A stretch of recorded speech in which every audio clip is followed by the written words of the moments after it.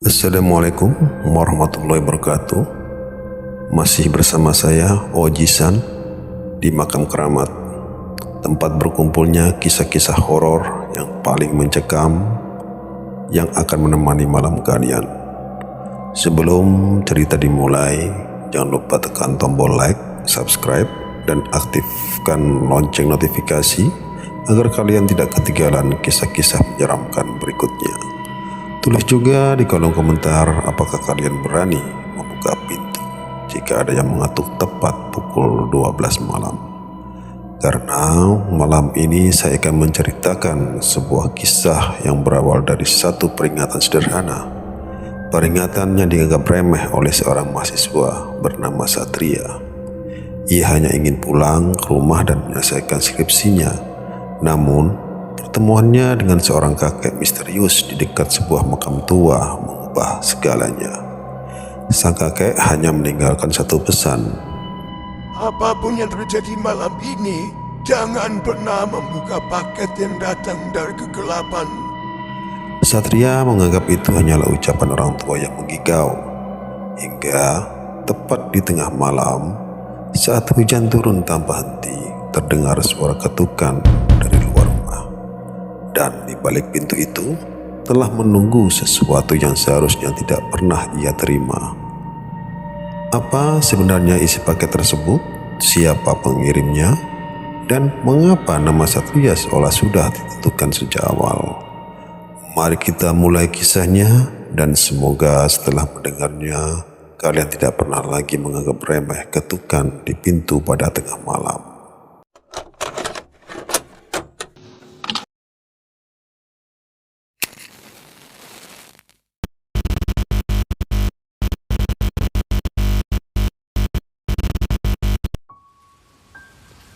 Malam itu hujan turun deras. Jarum jam di dinding kamar Satria sudah menunjuk angka 11. Sebagai seorang mahasiswa akhir yang sedang bergelut dengan skripsi, keheningan malam adalah waktu terbaiknya untuk bekerja. Namun konsentrasinya buyar saat mendengar suara ketukan di pintu pagar rumahnya.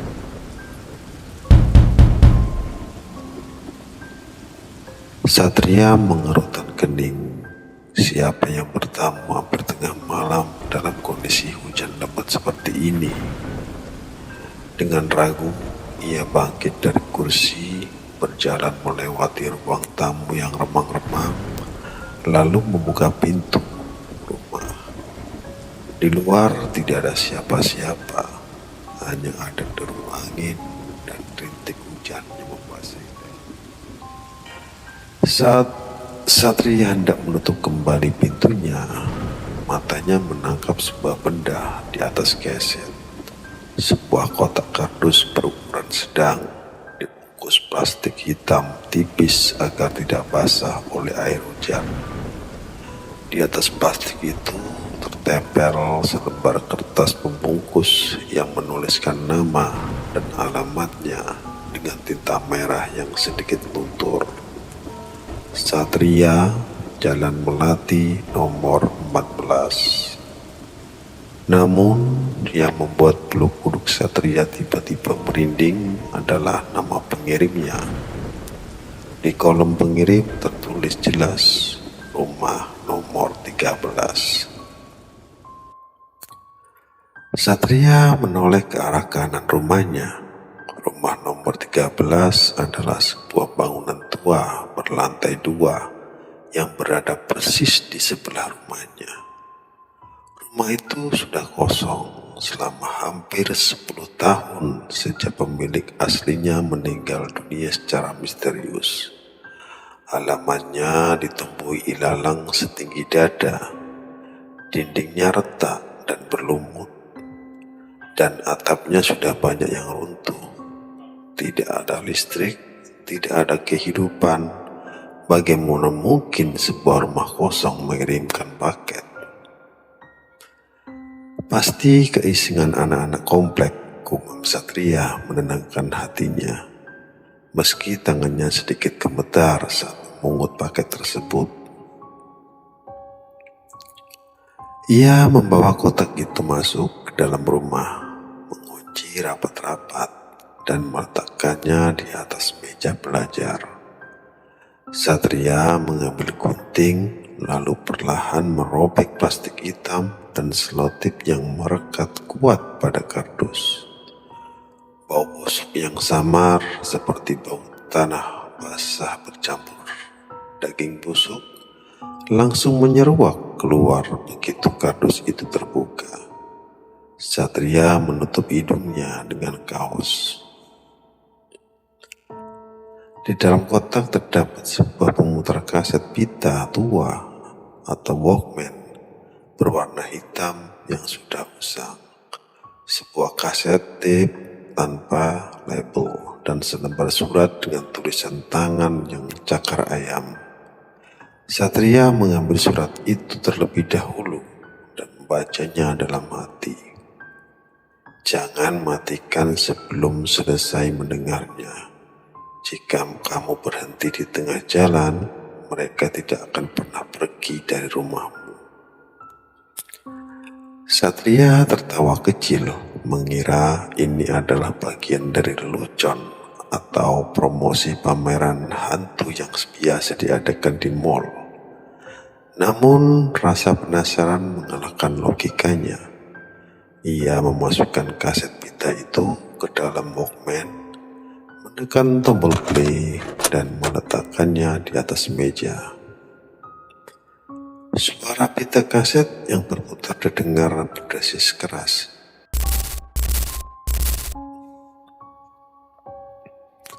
Lalu terdengar suara langkah kaki berat di atas lantai kayu yang berderit. Suara itu disusul oleh suara nafas yang berat dan tersengal-sengal, oleh seolah-olah seseorang sedang berlari ketakutan. Satria mendengarkan dengan seksama. Tiba-tiba suara di dalam kaset itu berubah menjadi jeritan seorang wanita. Jeritan itu begitu melengking, penuh penderitaan, dan terdengar sangat nyata, hingga membuat jantung Satria berdegup kencang. Tolong, jangan, tolong buka pintunya. Suara wanita itu menangis terisak-isak di dalam rekaman. Di latar belakang suara wanita itu terdengar suara lain. Suara ketukan pintu yang sangat keras.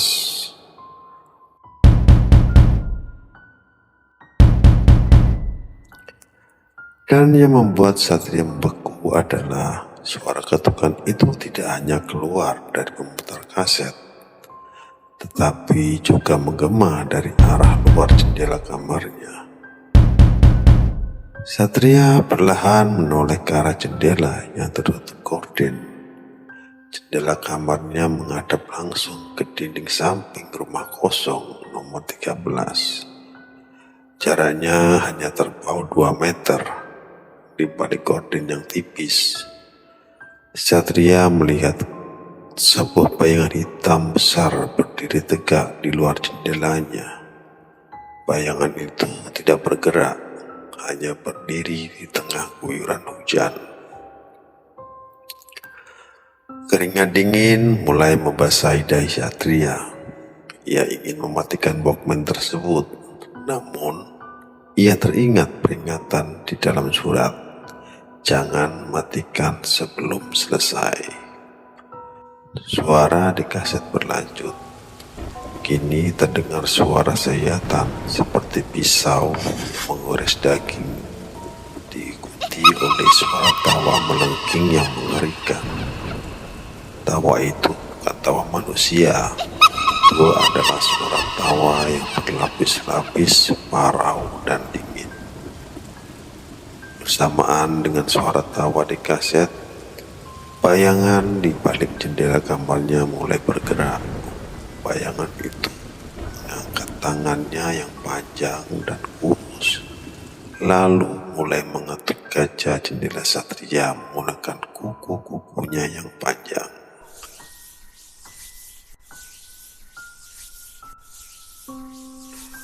Suara gesekan kuku pada kaca berbau dengan suara desis kaset. Satria ketakutan setengah mati. Ia bangkit dari kursinya, mundur perlahan hingga punggungnya membentur lemari pakaian. Ia ingin berlari keluar rumah, namun kakinya terasa lemas seperti terkunci ke lantai. Mata Satria terus tertuju pada jendela. Tiba-tiba, gorden kamarnya tersingkap sedikit oleh hembusan angin dari celah jendela yang ternyata tidak terkunci rapat. Di balik kaca, sepasang mata berwarna merah menyala sedang menatapnya tajam.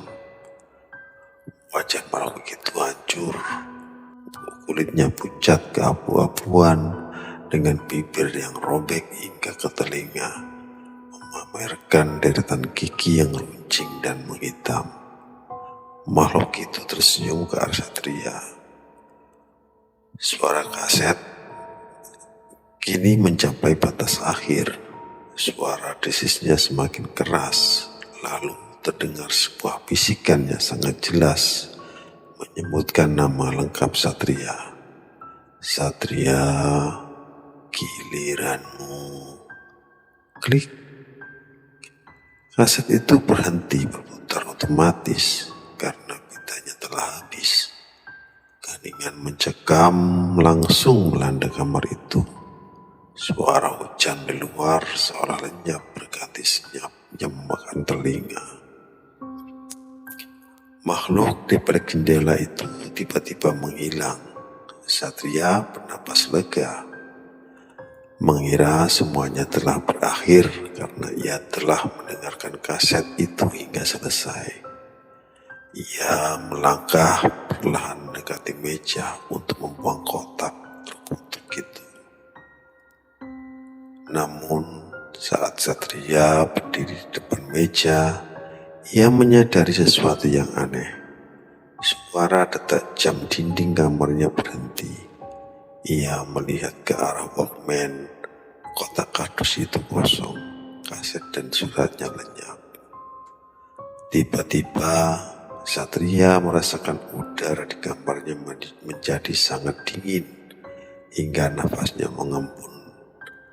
Bau busuk tanah dan daging yang tadi sempat hilang kini kembali menyengat. Namun kali ini baunya berasal dari dalam kamarnya sendiri, tepatnya dari arah belakang tubuhnya. Sebuah bisikan dingin menempel di daun telinga kanannya, disertai hembusan napas yang berbau busuk. Terima kasih sudah menerima paketnya. Satria tidak pernah berani menoleh ke belakang. Keesokan harinya, para tetangga menemukan rumah Satria terbuka lebar dalam keadaan kosong. Satria telah hilang tanpa jejak.